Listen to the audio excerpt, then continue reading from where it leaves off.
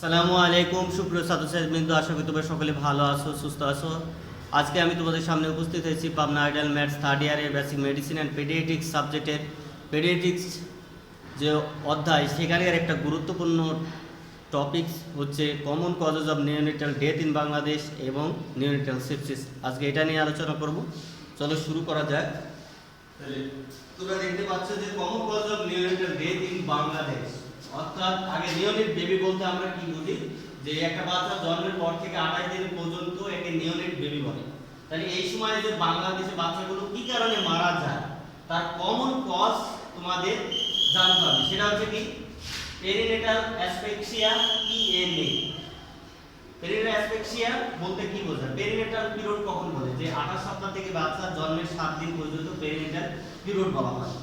এই সময় অ্যাসফিক্সিয়া মানে কি, যে যদি বাচ্চার যে ব্লাড সার্কুলেশন যদি কম অক্সিজেন ব্লাড যদি তার শরীরে প্রবাহিত হয়, অক্সিজেনের deprivation of oxygen containing blood, তাহলে কি বাচ্চার শ্বাসকষ্ট শুরু হবে এবং অর্গান যতগুলো আমাদের মাল্টিপল যেগুলো আছে, ভালো ভালো যে অর্গানগুলো আছে, তাহলে এই সিস্টেমে যে অর্গানগুলো আছে সেগুলো কিন্তু অক্সিজেন পাবে না। তাহলে এটা কিন্তু লাইফ থ্রেটনিং একটা কন্ডিশন। এই সেপ্টিসেমিয়া, নিওনেটাল সেপসিস। সেপ্টিসেমিয়া বলতে বুঝি কখন আমরা এটাকে ব্লাড পয়জনিং আমরা বলি, আর নিওনেটাল সেপসিস যেটা আমরা আলোচনা করব, অর্থাৎ blood stream infection neonate baby, অর্থাৎ বাচ্চা যদি মেনিনজাইটিস বা নিউমোনিয়া এরকম রোগ হয়ে থাকে বা পাইলোনেফ্রাইটিস ডেভেলপ করে, ওইখানে যে ব্যাকটেরিয়া ব্লাড স্ট্রিম অর্থাৎ রক্ত সার্কুলেশনের মধ্যে মারাত্মকভাবে ছড়িয়ে যায় এবং টক্সিন বিষক্রিয়া ছেড়ে দেয়, সেই কন্ডিশনটাকে আমরা কিন্তু সেপ্টিসিমিয়া বা নিওনেটাল সেপসিস বলি।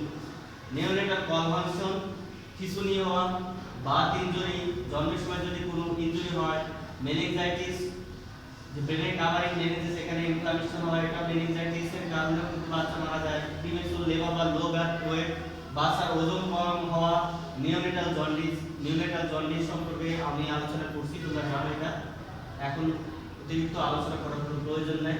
তাহলে এইগুলো কারণে কিন্তু বাংলাদেশে বেশি নিওনেট বেবি কিন্তু অবস্থায় মারা যায়।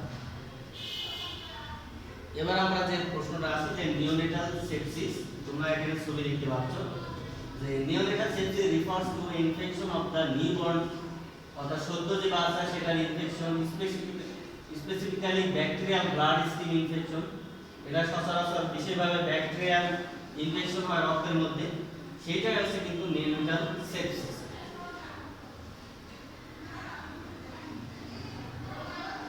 এবার আমরা ক্লিনিক্যাল ফিচার পড়ব, যে ক্লিনিক্যাল ফিচার পড়লে কিন্তু আমরা এটা সম্পর্কে আমরা ম্যানেজমেন্ট করতে পারবো, যেটা আমাদের ম্যানেজমেন্ট আসে নিওনেটাল সেপসিসের।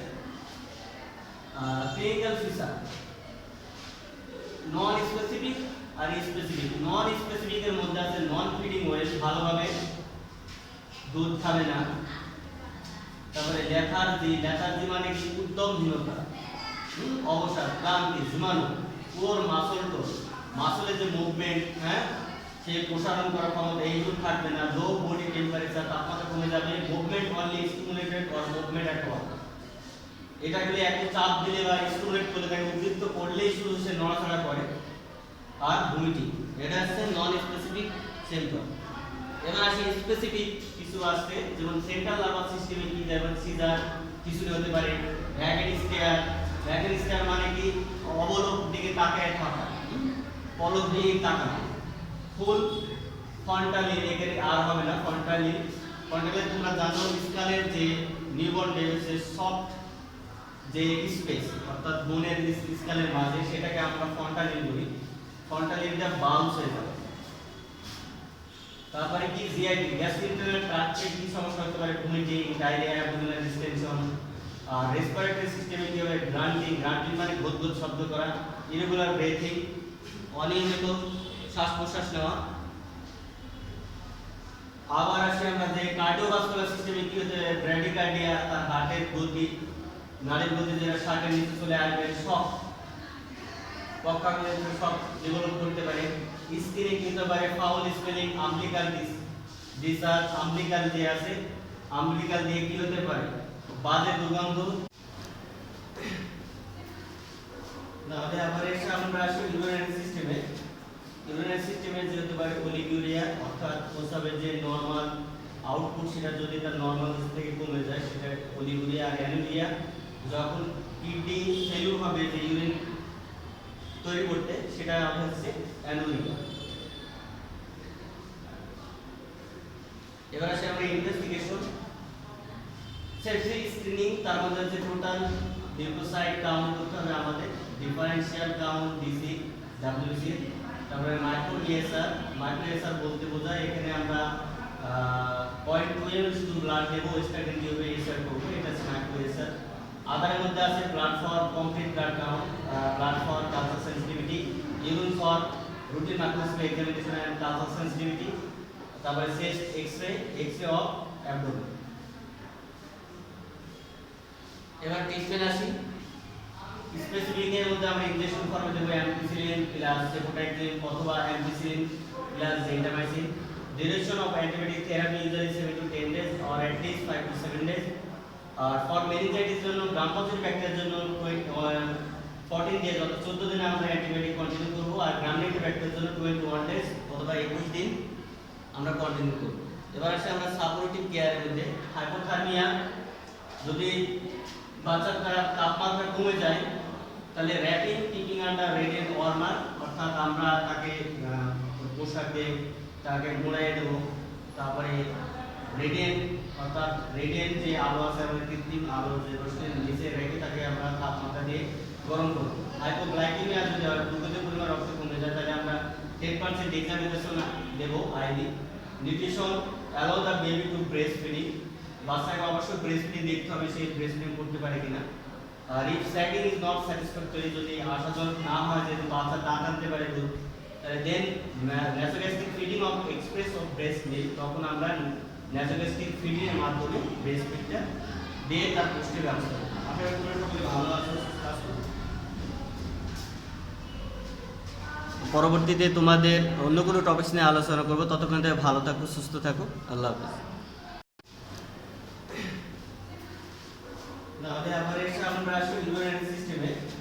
ইউরিনারি সিস্টেমে যে হতে পারে অলিগুরিয়া, অর্থাৎ প্রস্রাবের যে নর্মাল আউটপুট সেটা যদি তার নর্মাল থেকে কমে যায় সেটা অলিগুরিয়া। আর অ্যানুরিয়া যখন কিডনি ফেলিউর হবে যে ইউরিন তৈরি করতে সেটা হচ্ছে অ্যানুরিয়া। এবার আসে আমরা ইনভেস্টিগেশন। সেফটি স্ক্রিনিং, তার মধ্যে হচ্ছে টোটাল লিউকোসাইট কাউন্ট করতে হবে আমাদের, ডিফারেনশিয়াল কাউন্ট ডিসি ডাব্লিউসি, তারপরে মাইক্রোএসআর বলতে বোঝায় এখানে আমরা 0.2 শুধু ব্লাড দেবো, স্ট্যাটিন টিউবে এসআর করবো, এটা হচ্ছে মাইক্রোএসআর। আদারের মধ্যে আছে blood for complete blood count, blood for culture sensitivity, urine for routine microscopy examination and culture sensitivity, তারপরে চেস্ট এক্সরে অফ অ্যাবডোমেন। এবার টেস্টে আসি। স্পেসিফিক এর মধ্যে আমরা ইনজেকশন ফর্মে দেব অ্যাম্পিসিলিন প্লাস সেফোটাইক্সিন অথবা অ্যাম্পিসিলিন প্লাস জেন্টামাইসিন।